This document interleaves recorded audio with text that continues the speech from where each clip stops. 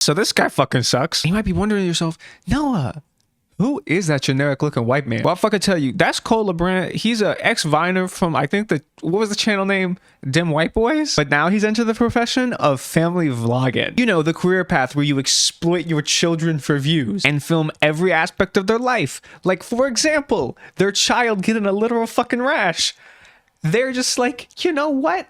My child's in pain. This is gonna make a good thumbnail. And with the exploitation of children, that means we're already in a very morally dubious situation. But what if I told you they made anti-choice propaganda? And you know who's the intended audience of that anti-choice propaganda? Literal children. And the thing is, they know this too. They cannot make the argument that they don't know that their audience is children. Because if you go to any one of their videos, you'll see that the comments are turned off.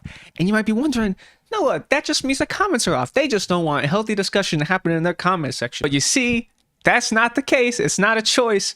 It's a policy YouTube set in place a while ago that makes it where channels geared towards children cannot have their comments on. And when you go to upload a YouTube video, there's a little box where you check pretty much saying, oh, this video is for kids or this video is not for kids. So when they upload, they have to click the box, this video is for kids. And you want to know what they say to these little children about abortion? Let's take a look. Is it possible for us to love both the mother and the baby? Maybe the answer isn't either or, but rather both. There's a lot to unpack there. So the dude talking, I don't know if you could hear that. He was talking about love. Why are there so much hate in this discussion? We need more love. Can we love that unborn fetus and love the mother? But meanwhile, on the screen, they're comparing abortion to the Cambodian genocide, the Rwandan genocide, the Holocaust, which is a really fucked up thing to do. Because when we're talking about these genocides, first what Cole's doing here is reducing all of this down to a benchmark. This number of 11 million deaths of the Holocaust is a benchmark for how bad it is, but look how much abortions happen. There's more. It reduces the trauma and literal genocide down to just a benchmark, just a number. Secondly, the people killed in those genocides is children and adults, right? So we're talking about fully sentient beings. We're talking about people who feel pain. We're talking about all this and that. They think, they feel, they laugh, they love, they cry, they shit, they poop, they fart. And that was taken from them. That shit was taken from them. But in the case of an abortion, that fetus, that fucking embryo, incapable of doing any of that shit. They're not sentient. They don't do this. They don't do that.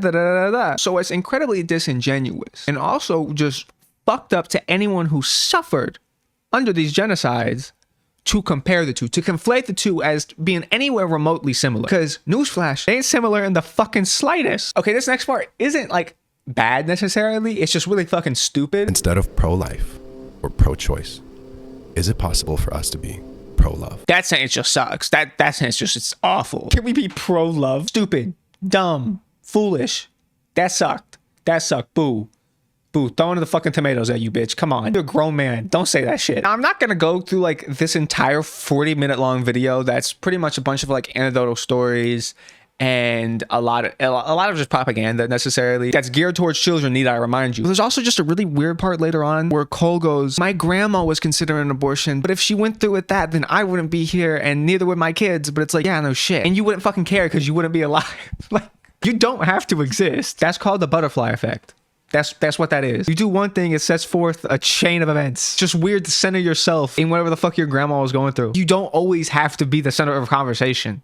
This ain't about you. It's about the traumatic, stressful situation your grandma was going through. I don't know. I just feel like it's weird to like frame that as like, damn, I'm so glad you suffered because now I get to make family vlog content, exploit my children for content.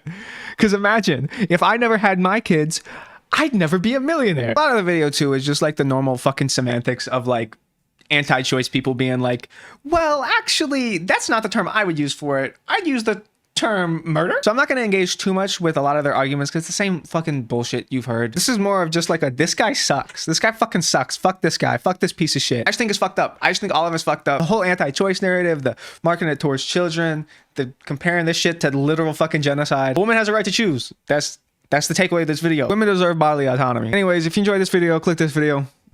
Have a great day. Don't be a piece of shit. Bye-bye.